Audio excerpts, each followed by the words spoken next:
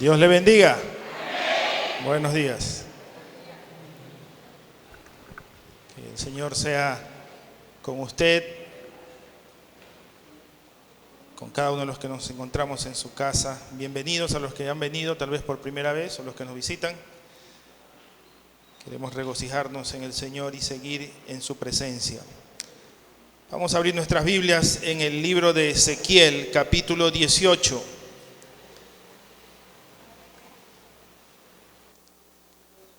Ezequiel, capítulo 18, y vamos a leer los versos 21 al 32. Ezequiel, capítulo 18, vamos a leer los versos 21 al 32. Tiene como título esta porción: El camino de Dios es justo. Y leemos su palabra bajo la bendición del Padre, del Hijo y del Espíritu Santo. Mas el impío, si se apartare de todos sus pecados que hizo, y guardare todos mis estatutos, e hiciere según el derecho y la justicia, de cierto vivirá, no morirá. Todas las transgresiones que cometió no le serán recordadas, en su justicia que hizo vivirá.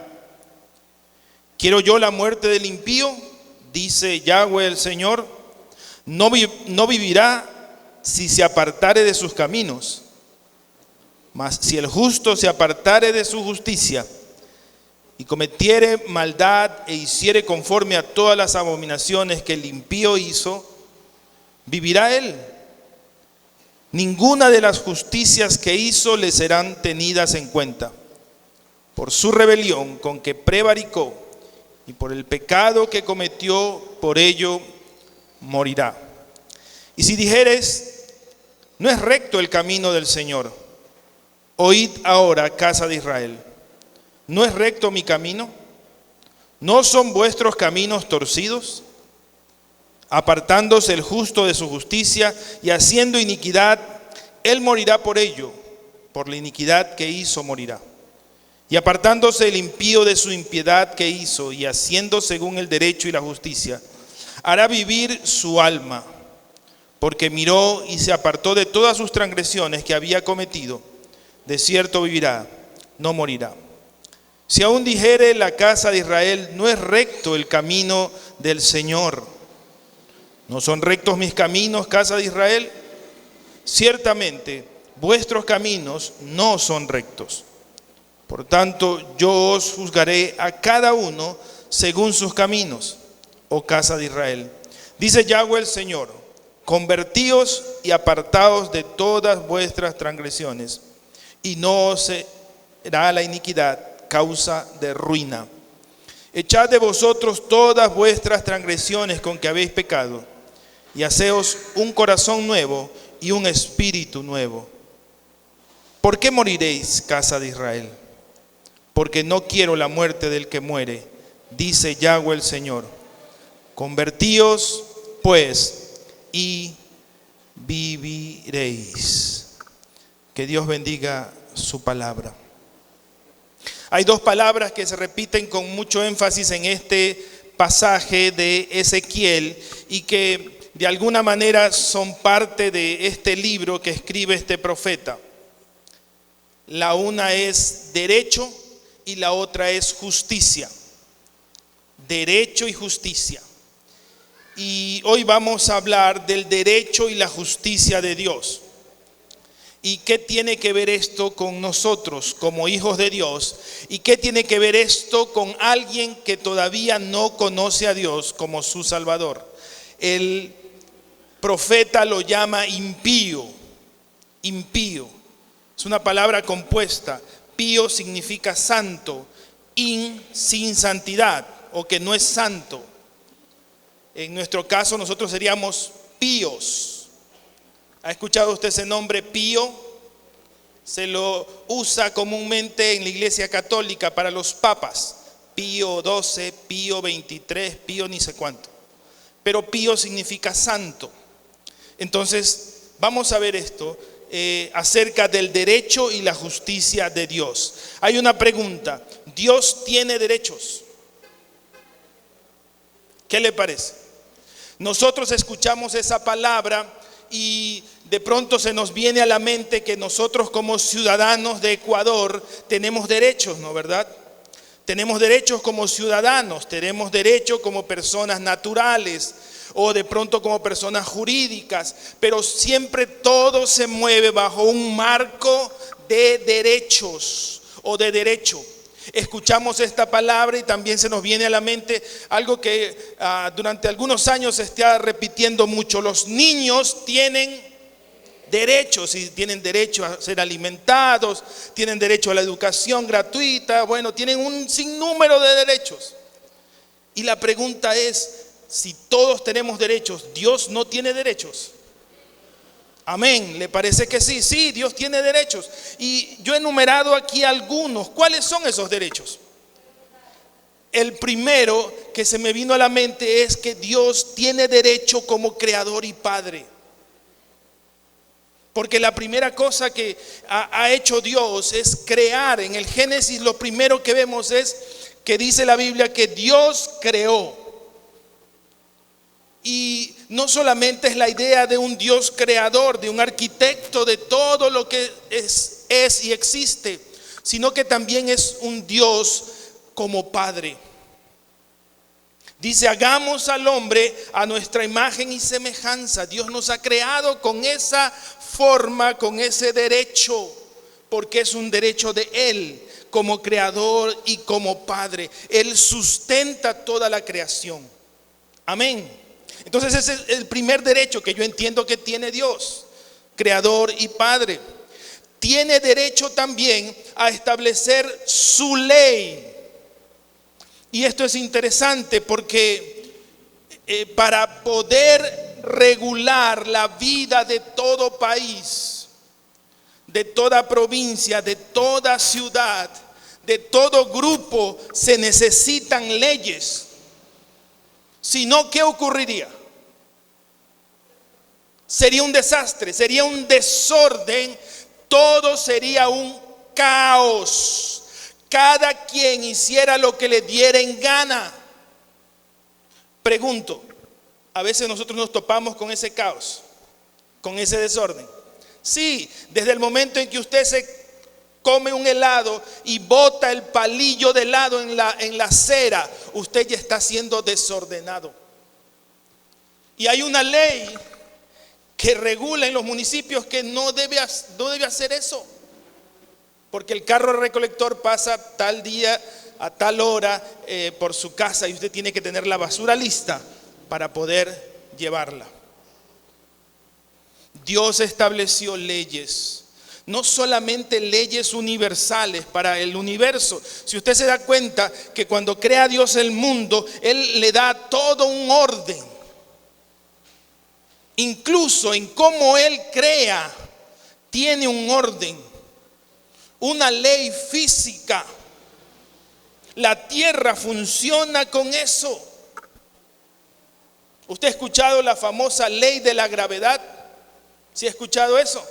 La ley de la gravedad dice que si usted lanza un objeto va a ser atraído al centro de la tierra. ¿Usted ha lanzado algo y ha flotado? No, ¿verdad? Porque existe la ley de la gravedad. Si usted va a la luna, allí sí, usted va a lanzar algo y va a flotar, porque la gravedad en la luna es cero. Todo funciona por leyes. Y Dios también pensó lo mismo. Por eso es que nosotros entendemos que Él tuvo el derecho de crear leyes. En Éxodo 20, Él creó los 10 mandamientos, las 10 leyes. Pero si usted lee todo el libro de Deuteronomio, hay más de 700 leyes que Dios creó y que Dios le dio al hombre.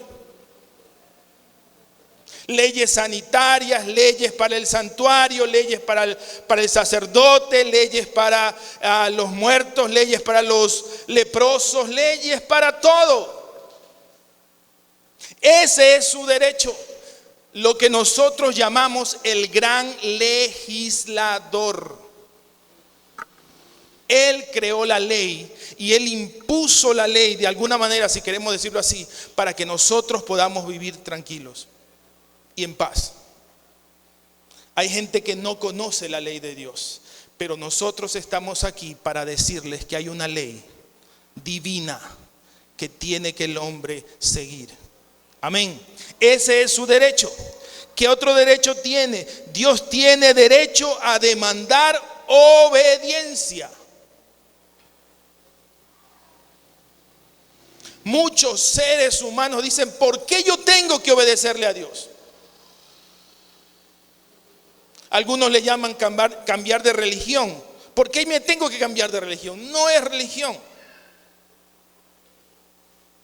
Dios tiene todo el derecho a exigirnos obediencia porque Él es creador, porque Él es el Padre, porque Él puso la ley. Él creó las leyes de todo. Y si todo se rige por un orden y por una ley, Él va a exigir siempre obediencia. Dios también tiene el derecho al castigo. Porque todo padre que ama a su hijo, lo disciplina, lo castiga. Ojo, pero siempre con una advertencia. No es que el castigo viene, porque sí. Viene con una advertencia. Viene con una ley. Viene con la desobediencia. Pero viene el castigo. Ese es el derecho de Dios. El derecho a hacer su voluntad. Y con esto muchos se enojan.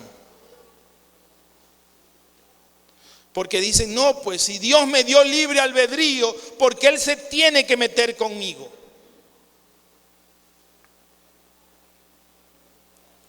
Pero ¿sabe una cosa?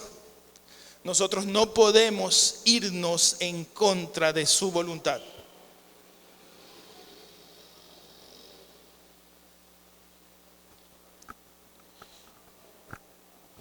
Muchos hemos sido rebeldes cuando éramos jóvenes.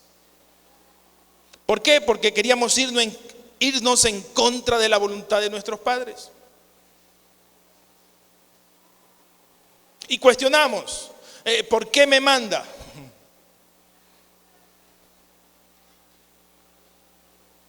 ¿Por qué tengo que obedecer?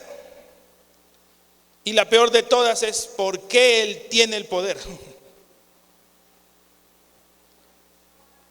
¿Se ha dado cuenta que nosotros a veces seguimos con esa mala costumbre de cuestionar a nuestros padres? Simplemente porque no queremos rendir nuestra voluntad. Gracias a Dios por los hijos obedientes. ¿Hay hijos obedientes aquí? Amén. Como que hemos sido algunos desobedientes, ¿no es verdad? Y es verdad, hay que decir las cosas como son. Porque no queríamos hacer la voluntad de nuestros padres. Y algunos usábamos esa palabra, ¿y por qué me molesta? ¿Por qué me molesta mi mami? ¿Por qué me molesta mi papá? Déjeme tranquilo. Es simplemente porque no queremos rendir nuestra voluntad. Y Dios tiene derecho a hacer su voluntad. En el cielo como en la tierra, donde sea. Dios termina ganando eso. Porque hasta ahora no conozco a nadie que no se rinda a la voluntad de Dios. Podremos pelear, podremos resistirnos, pero llegará un momento en que vamos a quebrantar nuestro derecho a la voluntad mía, a hacer las cosas como yo quiero. El otro derecho es a arrepentirse. Y nosotros le hemos enseñado aquí cómo es el arrepentimiento de Dios o qué significa el arrepentimiento de Dios. La Biblia dice que Dios no es hombre para que se arrepienta. Pero usted sabe que la palabra arrepentirse de Dios o la función de arrepentimiento en Dios no es como nosotros. Cuando dice la Biblia arrepentirse, habla de Dios, habla acerca del profundo pesar que Dios siente en su corazón cuando el hombre falla. Y se arrepintió Dios de haber creado al hombre, sí, pero no se arrepintió en el sentido de querer deshacer todo, sino en el pesar que había en su corazón. Y Dios tiene ese derecho de sentir ese dolor en el corazón. Por eso es que cada vez que le fallamos a Dios, Dios siente ese dolor en el corazón. Y por último, Dios tiene derecho a salvarnos. Gracias a Dios por eso. Porque Él tuvo el derecho. Pensó, Adán y Eva fracasaron en el huerto de Edén.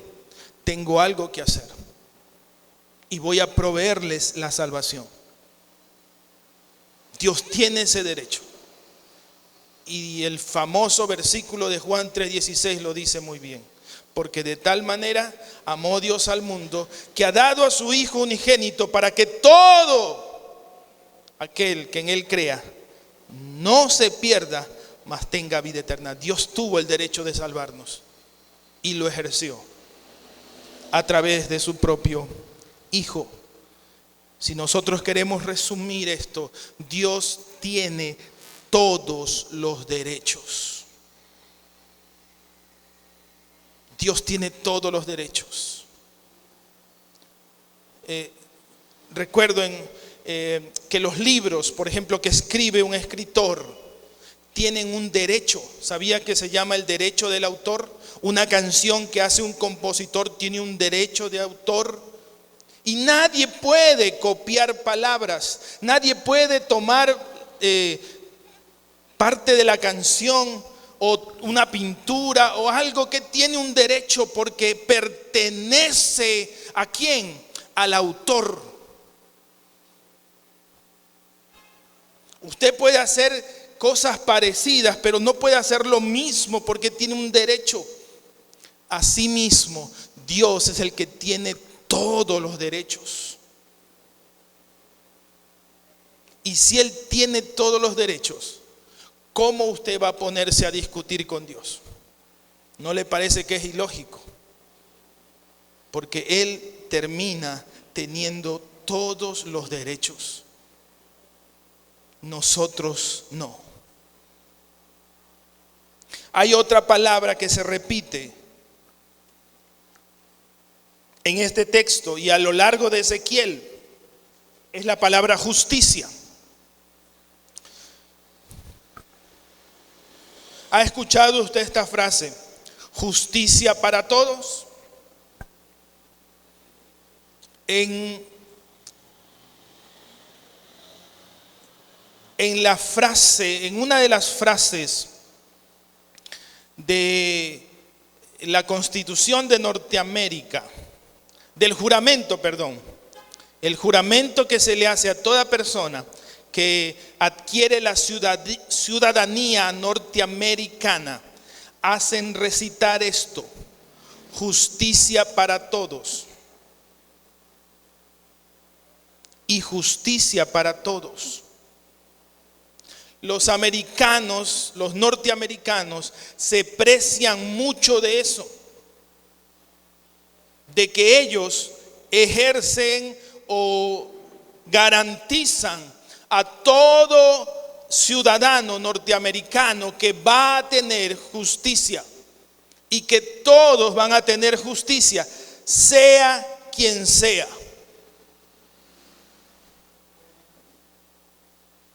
Caiga quien caiga. Pero ¿será tan real esto? Tal vez no. No todo el mundo, bajo un sistema humano, podrá decir que la justicia es para todos. Si nosotros miramos este panorama en nuestro país, en Latinoamérica, ¿habrá justicia para todos? Si los norteamericanos están avanzados, primer mundo, europeos están avanzados, primer mundo, no lo pueden hacer. Imagínense nosotros, tercermundistas.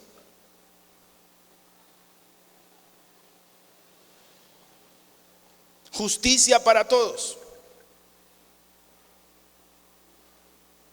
Y usted puede verlo diariamente, que hay gente que busca justicia y no la encuentra. Por último, en un afán de creer en algo, dicen, bueno, queda la justicia de Dios. Aquel borracho que conduce y mata a un niño. Y los familiares piden justicia, pero el borracho es o tiene dinero.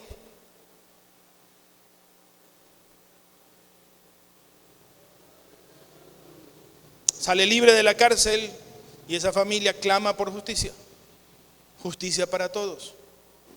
Podríamos decir nosotros, no existe o no hay. Pero hay una justicia, la justicia de Dios, que es la que vamos a analizar hoy. ¿Cómo actúa la justicia de Dios?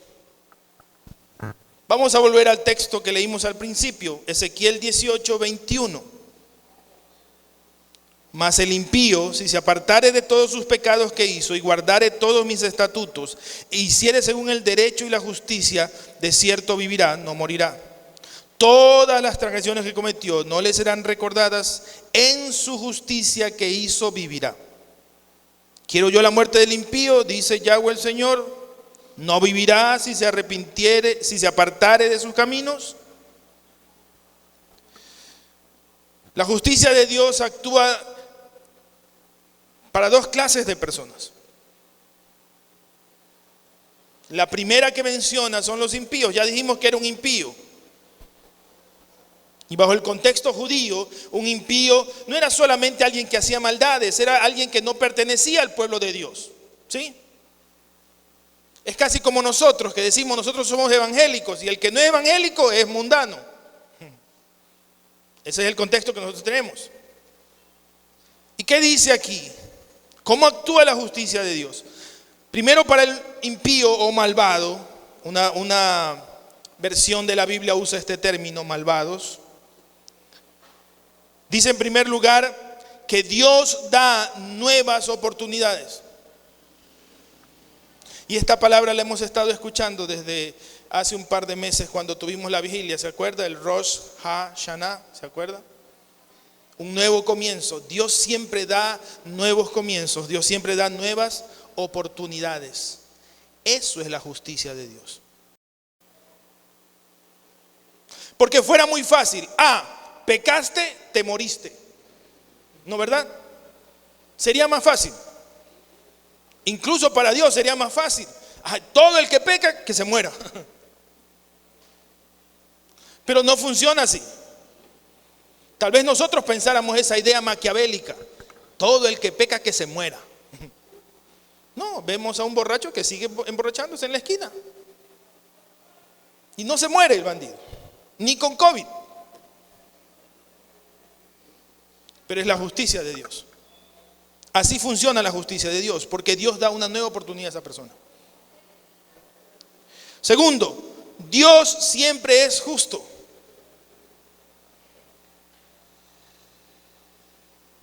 Y no cabe la forma de decirle a Dios, Señor, ¿por qué haces esto? Tú eres malo. Dios, tú eres injusto. No cabe eso.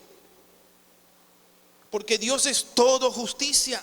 Así como es todo amor, Dios es todo justicia. Y cuando hablamos de justicia, tenemos que recordar el significado de la justicia. Que justicia es darle a cada uno según lo que se merece. Pastor, entonces yo recibo según lo que me merezco. Sí, eso es justicia. Ahora, humanamente no sucede así porque de pronto hay gente que manipula la justicia. ¿Se ha visto usted cuál es la figura de la justicia? ¿Ha visto usted el dibujo de la justicia? Es una mujer con una balanza en su mano, con una espada en la otra y vendados sus ojos. Pero alguien puso una caricatura ahí, la mujer levantándosela, mirando a quién le iba a hacer justicia. Se supone que la justicia es para todos, ¿no? ¿Verdad?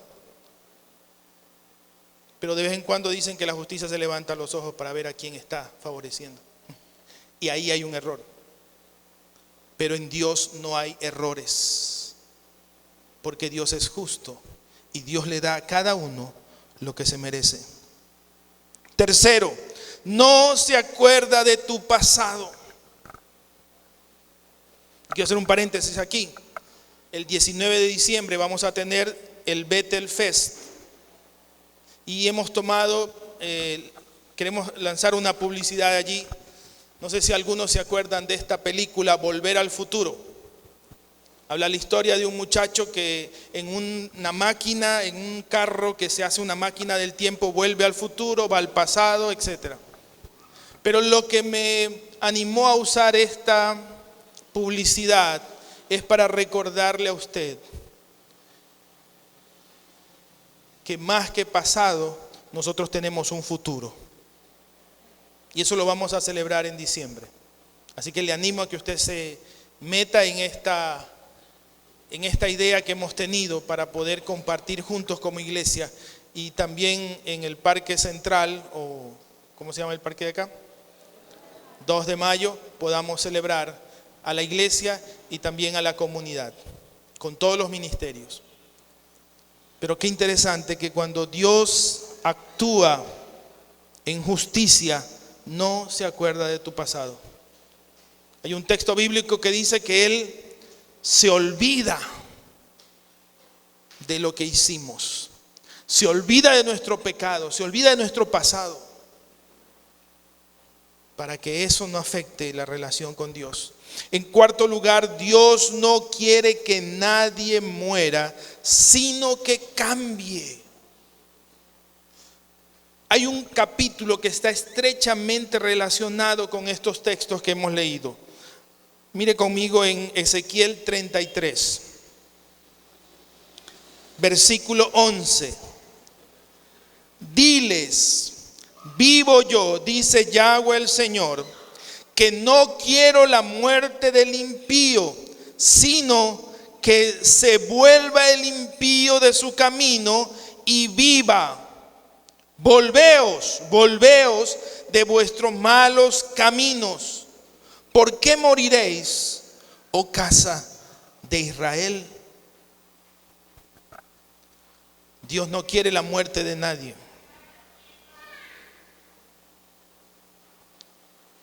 Porque esa idea de un Dios vengativo no existe. Es un Dios de oportunidades, un Dios que olvida tu pasado, un Dios que no quiere la muerte del impío.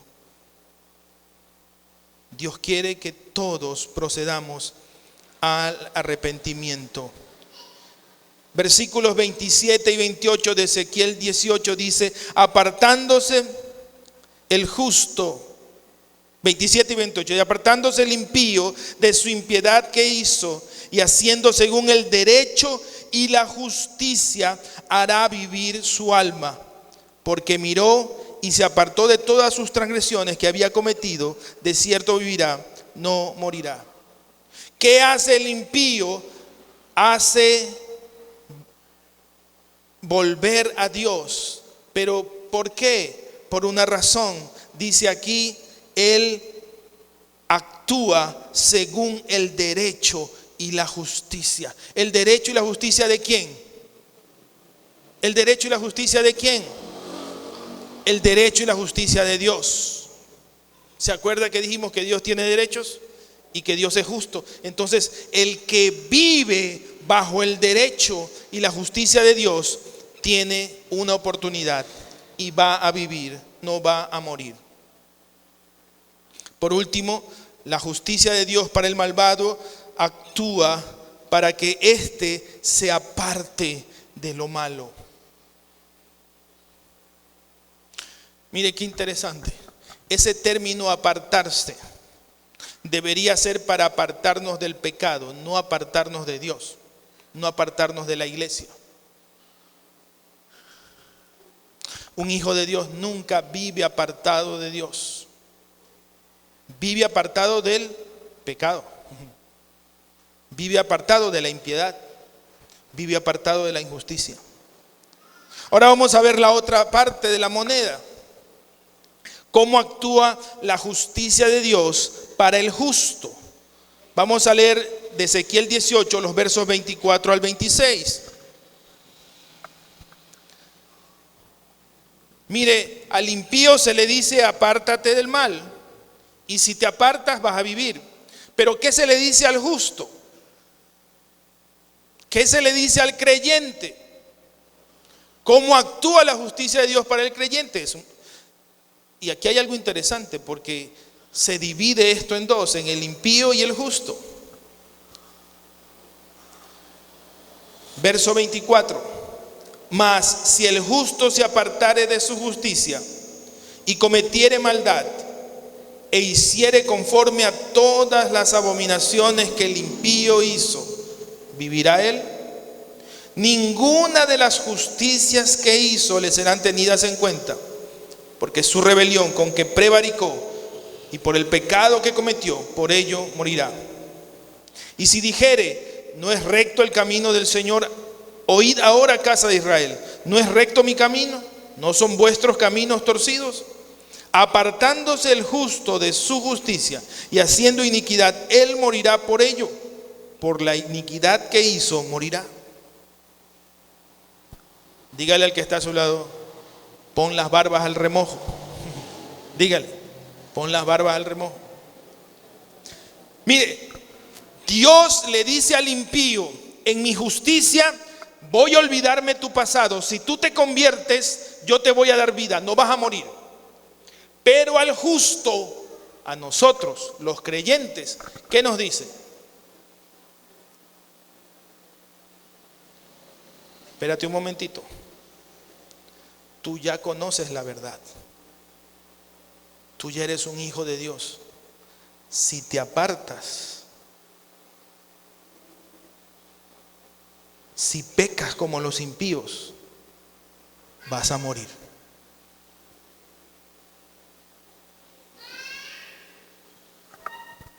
Ay, pero pastor, yo conozco a algunos hermanos que se han ido de la iglesia y están impísimos y no se mueren. Espérese. Espere. No por algo la Biblia dice la paga del pecado es muerte. Y en su momento Dios va a hacer algo espiritual. Es la peor, ¿no, verdad? Sí, porque nosotros pensamos en la muerte física. Ay, ya queremos que se mueran. No, tranquilo. Están muertos espiritualmente. Pero de que llega un castigo, llegará. Entonces, ¿cómo actúa la justicia de Dios? Diciéndole al justo, si dejas de actuar bien, algo te va a pasar. Y aunque suena esto como por temor, ay, no peco porque si Dios me ve pecar me voy a morir. Pero aquí el profeta dice algo muy claro. Si el justo se apartare de su justicia y cometiere maldad e hiciere conforme a las abominaciones que el impío hizo, va a morir. 2. Si juzgamos a Dios, estamos actuando mal. Porque lo primero que de pronto pensamos, pero pastor, usted dijo al principio que la justicia es para todos. Sí, pero los efectos de la justicia son diferentes para el que obedece, para el que desobedece.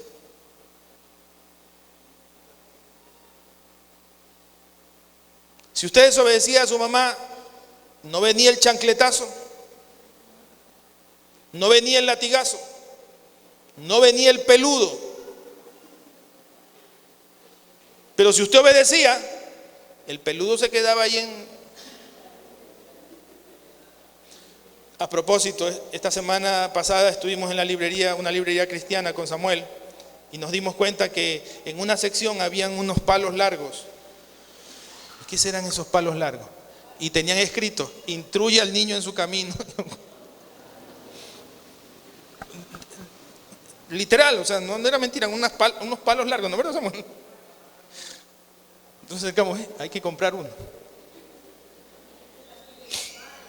Con vara, sí, con vara, instruye al niño con vara.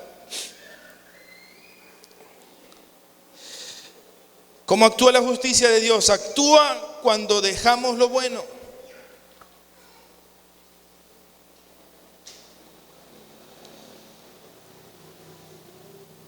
¿Sabes? Lo peor no es la muerte física, lo peor es la muerte espiritual. Porque eso es realmente estar apartado de Dios. Caer de su gracia. Porque te pueden ir muy bien los negocios. Te puede sonreír la vida.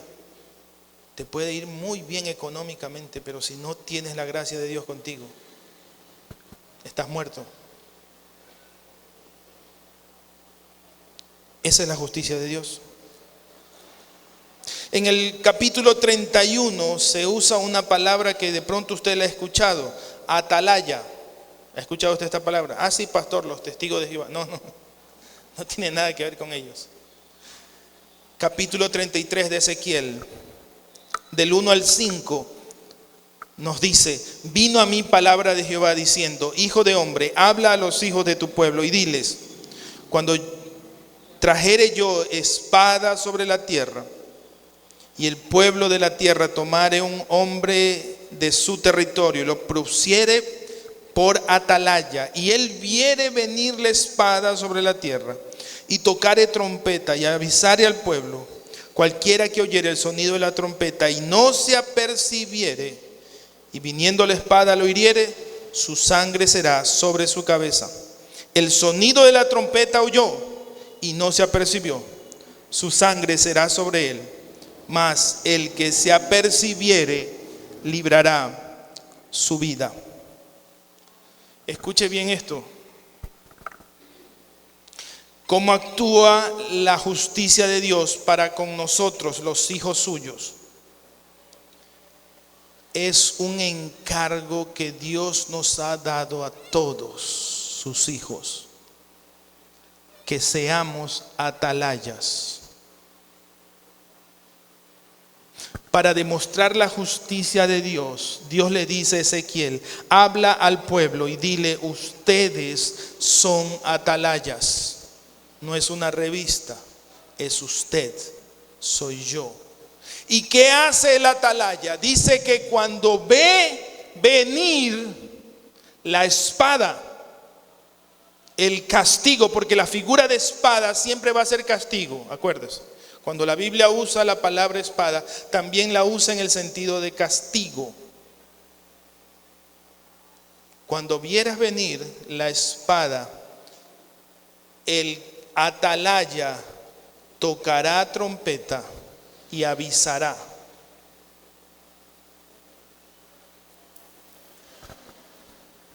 ¿A cuánta gente tú le has sido un atalaya?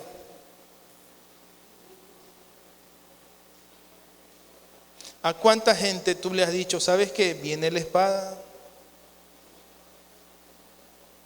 viene el peligro, viene el castigo, viene la muerte? Esta palabrita, apercíbete. Dígale al que está a su lado: apercíbete. Y si el que oye esa palabra no se apercibe, no la entiende, no cambia, tú ya no tienes culpa. Su sangre, dice, será sobre su cabeza, no sobre tu cabeza. Pero si tú hasta el día de hoy no has sido atalaya de nadie, la muerte de esa persona va a caer sobre tu cabeza. Pastor, es que yo lo vi allí y él es allá y yo acá. No. Si Dios puso en tu corazón, ve y háblale, tenías que haberle hablado. Porque tú eres su atalaya. Tú eres la figura de justicia que Dios utiliza para que Él sepa que hay un Dios justo. Que el castigo no viene porque sí. Que la espada no cae porque sí.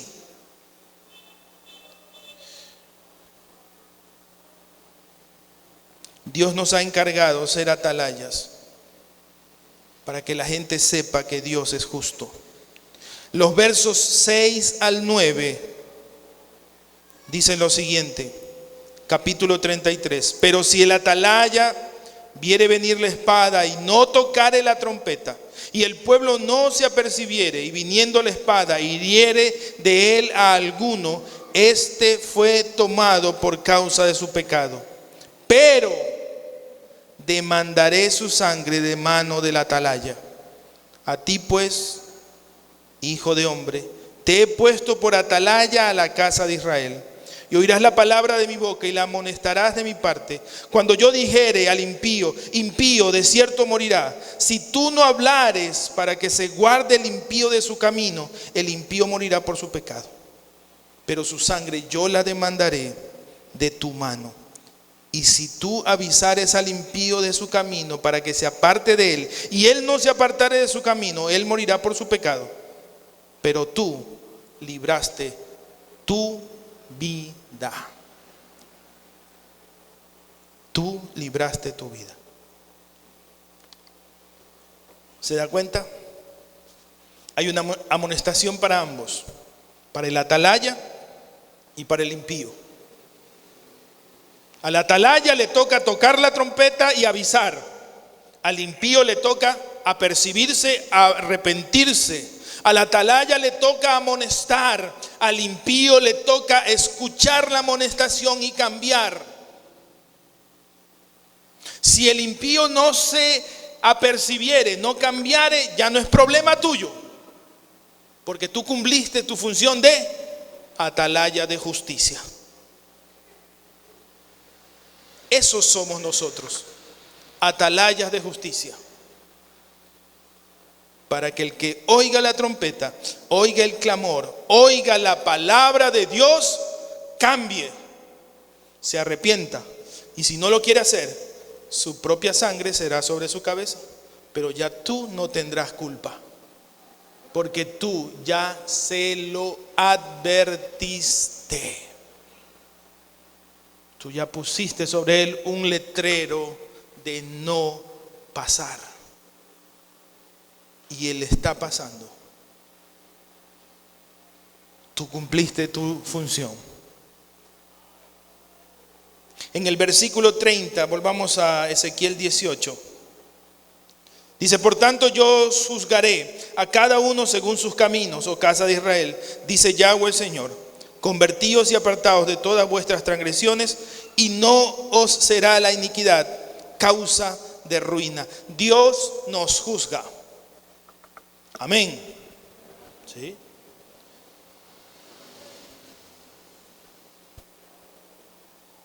La Biblia es muy clara y habla del juicio del gran trono blanco delante del Señor Jesús. Que todos vamos a ser juzgados. Dios nos va a juzgar a cada uno de acuerdo a nuestras acciones. Pero hay algo importante que tenemos que entender. Lea conmigo el verso 19 y 20 del capítulo 18. Y si dijereis, ¿por qué el Hijo no llevará el pecado de su Padre? Porque el Hijo hizo según el derecho y la justicia. Otra vez estas dos palabritas. Guardó todos mis estatutos y los cumplió. De cierto vivirá. Pero subraye este verso 20. El alma que pecare, esa morirá. El Hijo no llevará el pecado del Padre, ni el Padre llevará el pecado del Hijo. La justicia del justo será sobre él, y la impiedad del impío será sobre él. La justicia del justo. ¿Qué quiso decir el profeta Ezequiel con esto? Que al final cada uno es culpable de su propia ruina, de su propio desastre.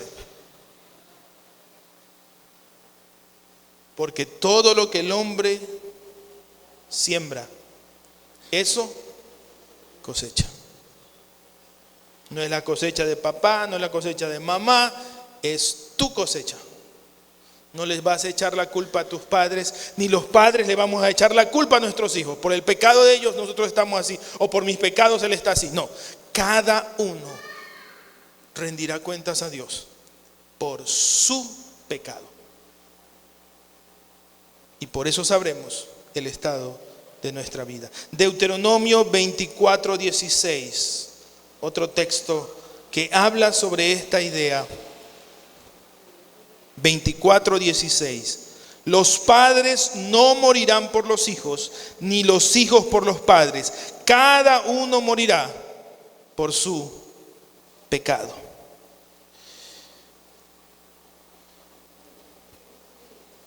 Porque Dios nos juzga. ¿Cuál es la sugerencia de Dios? Versos 31 y 32, la parte final de este capítulo. Echad de vosotros todas vuestras transgresiones con que habéis pecado, y haceos un corazón nuevo y un espíritu nuevo. ¿Por qué moriréis, casa de Israel? Porque no quiero la muerte del que muere, dice Yahweh el Señor. Convertíos, pues, y viviréis. ¿Cuál es la sugerencia de Dios? Apártense de todo mal. Dígale al que está a su lado, apártate de todo mal. Echad de vosotros todas vuestras transgresiones. Transgresión es pecado. 2, háganse de un corazón y un espíritu nuevo. Por eso David decía, crea en mí, oh Dios, un espíritu noble. Salmo 51 me parece que es, ¿no, verdad?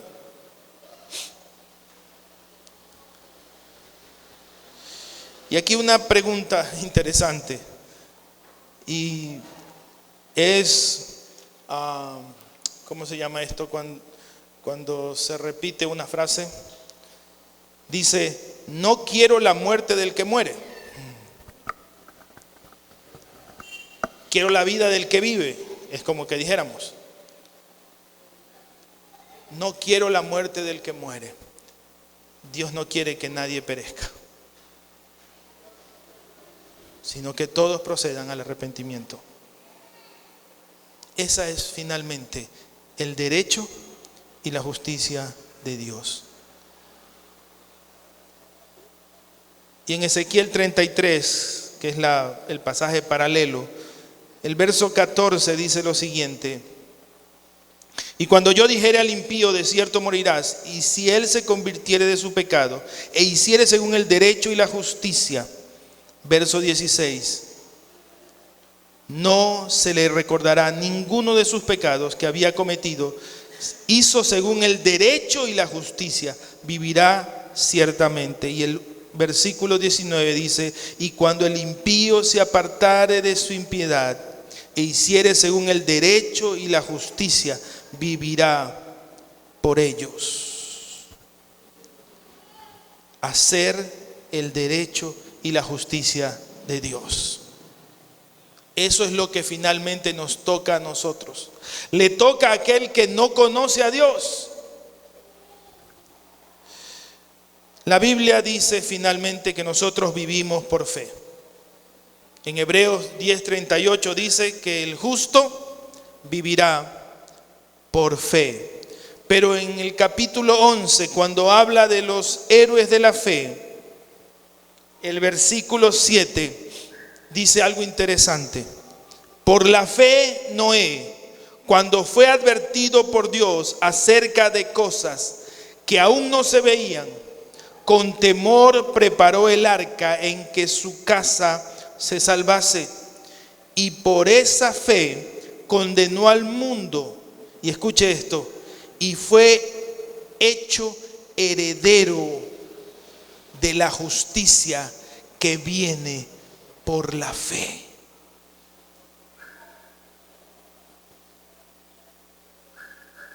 Noé le dijo a la gente de su generación: apercíbanse, viene un diluvio, viene un castigo. Y por eso fue llamado héroe de la fe, pero más allá de la fe, se lo declaró justiciero. Justicia de Dios, justicia por la fe. Todos finalmente vivimos por el derecho y la justicia de Dios. Todos, hermanos.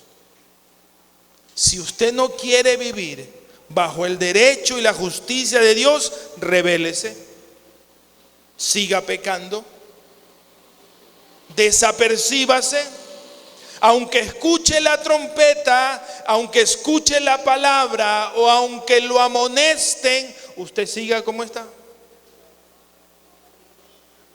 Pero la Biblia dice que los hijos de Dios debemos vivir bajo el derecho y la justicia de Dios.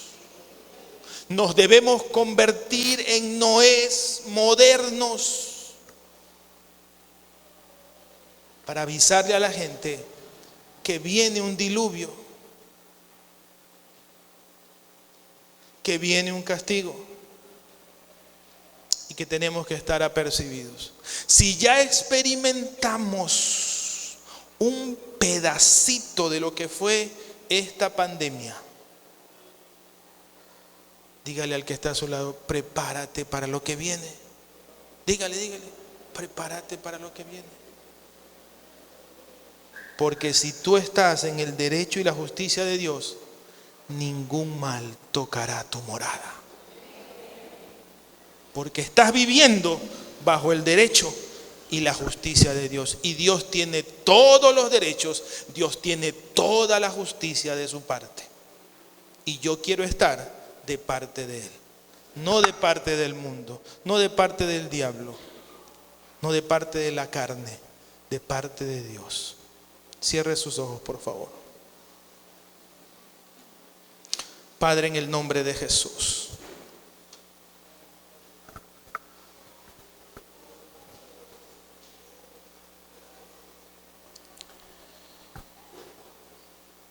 Señor, tú tienes todo el derecho,